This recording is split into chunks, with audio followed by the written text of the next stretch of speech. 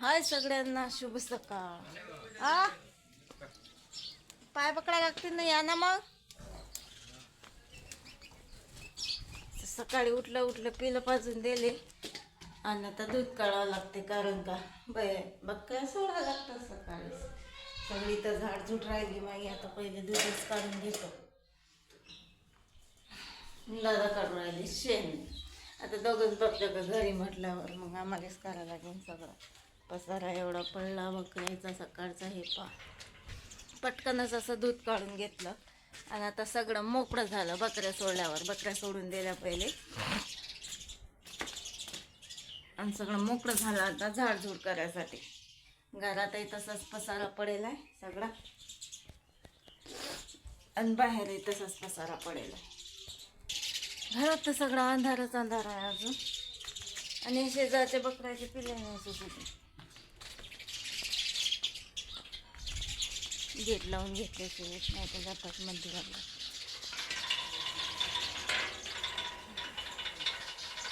थंडी हाय म्हटल्यावर सकाळी पाणी पाहिजे तोंड धुयाले. गरम, त्यासाठी चूल पेटून दिली ना. आता करतो झाडझूड मस्तपैकी. सगळी झाडझूड घरातली. आणि बाहेर कायची डोंडी आली पण मी घरात होती तर मला काही ऐकून नाही. दादा आयची होती डोंडी. हा, महिला दिवस आहे आज. महिला दिवस, जागतिक महिला दिवस आहे आज. त्यासाठी सारा गावात दिंडोरा पिटवणं लावला. मी घरात होती, मला वाटलं काय चाललं काय माहिती. सगळ्याच्या नादात चिवतायले राहिले तांदूळ टाकायचे.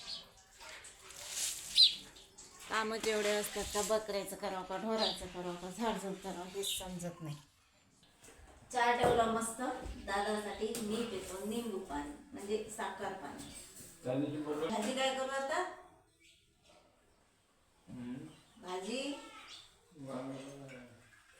आता कालच खाल्लं वांग. वांगही नाही ना. तुम्हाला म्हणलं संध्याकाळी जासाठी तर नाना तर तुम्ही आणलं नाही.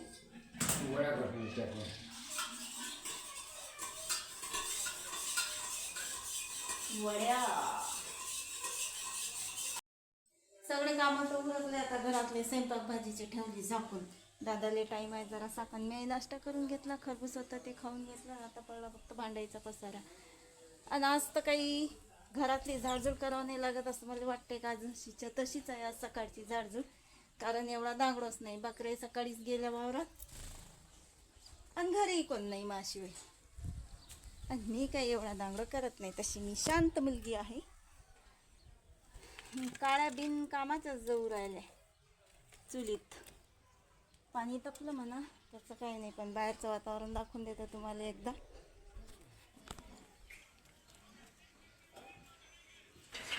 बाहेरच करायला गेला शेण पाणी, कारण का तिन्ही ढोरं घरीच आहे.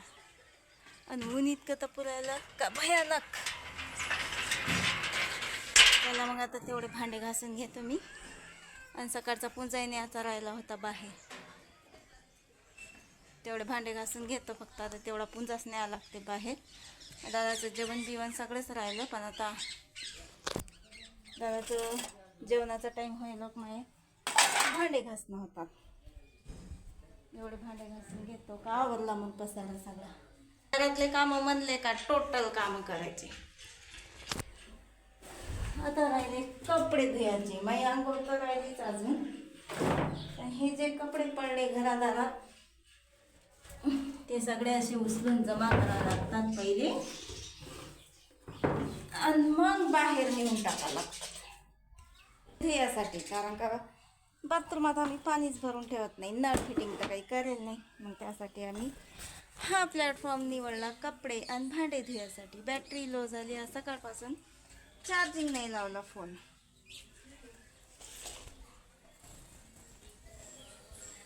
आता घरात पाईप नेतो आणि घरात भरून घेतो. आणि लाईन म्हणजे नळ फिटिंगची कोशिश असे नाही करू राहिले का दारातच बोर आहे. तरी मग पाणी आणण्याचं एवढं टेन्शन होते का लय. पण तरी बोर असल्यावर आमच्या घरचे लोक एवढे ऐकतील का. नळ फिटिंग नाही करू राहिले ना किचन टेन्शन नाही करू राहिले. किती वेळा उठू उठू येत झाडा मारा लागतात. आणा भांडे इकडे, न्या भांडे तिकडे. पण त्याला काही सुधरत नाही नळ फिटिंग करायचं. एवढं फक्त बांधून ठेवलं ना, प्लास्टर ना फलास्टर. काय करणार मग, काय बोलणार कोणाला.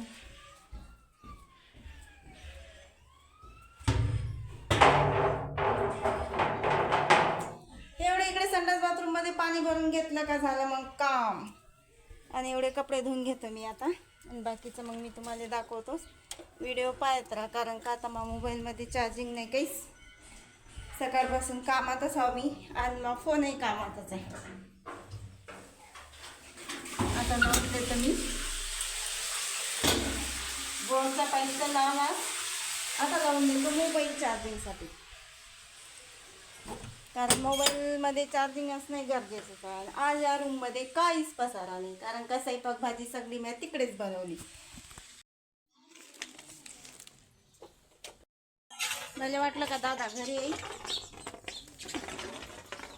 संडास बाथरूममध्ये पाणी भरून घेतलं आणि आंघोळे करून घेतली जाईल, कारण का आज धुळ्या धाळ्याचं जास्त काही काम नाही.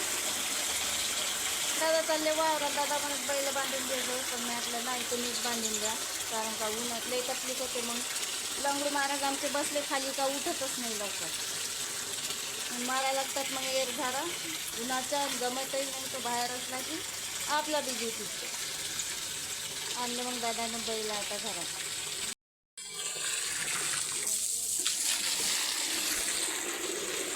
पाणी पाजा ना मग.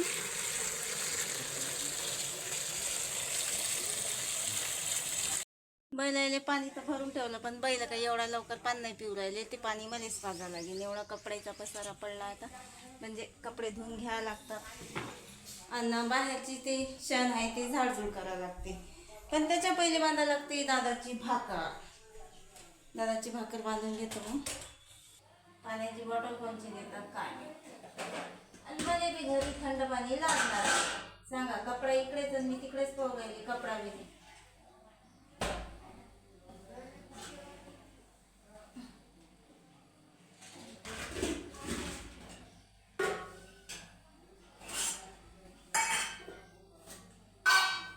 भाजी डब्यात काढून ठेवली होती, पण आता या डब्यात दादाने वड्याची भाजी.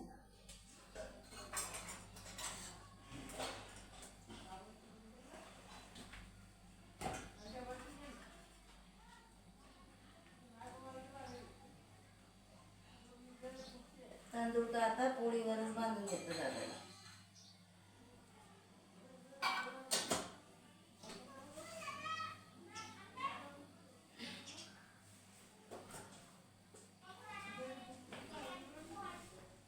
पाण्याची बॉटल कोणची देता तुम्ही?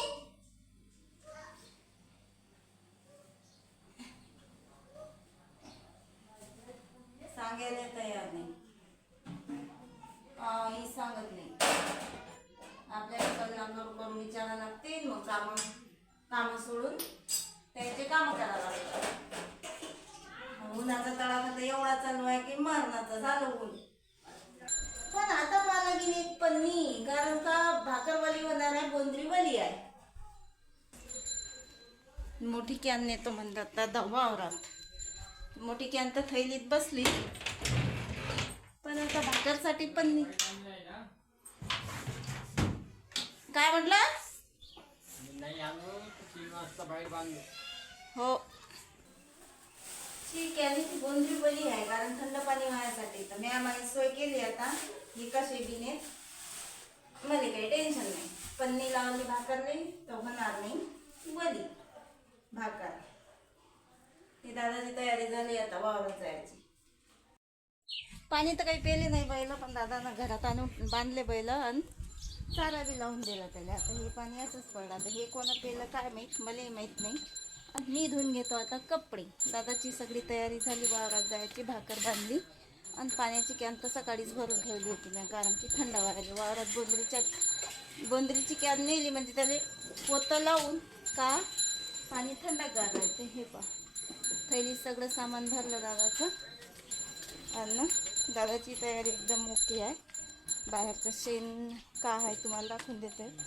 बाहेर तर काही एवढा पसारा नाही आणि बाहेरचं झाडून काढायचं काम नाही, कारण त्याने जो हा अतिपुंजा होता तो बाहेर नेताना बाहेरचं शेणे बी भरून घेतलं होतं.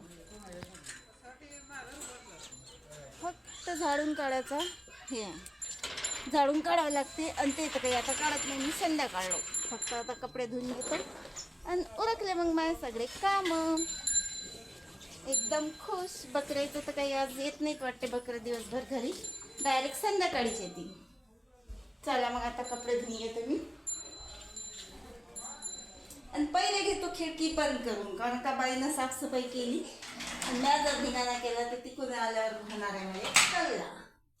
आणि गावात एवढा धुळा उडते का सगळा घरातच जाऊन बसते. आता प्रश्न पडला आमच्या टिवलेचा. आता टिवले तर काही सोयाबीन खातीन नाही, सोयाबीनचे दाणे ते त्याला काढून ठेवलेलं आहे. मी कुटार मस्तपैकी हात काढणीचा नरम माल आहे जसा कुटाराचा. आता हे याच्यातलं काढा लागेल मला. आंघोळही फालतूच केली मी. मलाही वाटलं बकऱ्या काही येत नाही लवकर, पण आता एक बोकडं नाही आलं. या लोकांना आणलं का नाही आणलं देव जाणे. दादा गेले पायाले पण अजून नाही आले. आणलं असतं तर दिसलं असतं. तर मी पिलायला चारा घेतो आता काढून बारक्या.